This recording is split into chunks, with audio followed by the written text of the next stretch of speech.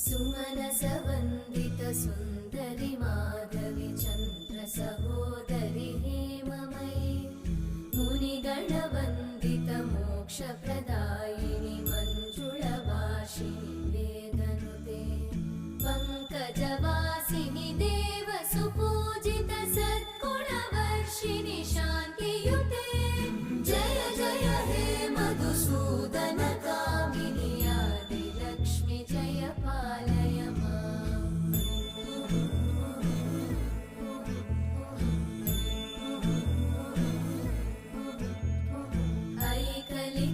ऐकलिकल्मषनाशिनि कामिनि वैदिकरूपिणि वेदमये क्षीरसमुद्भव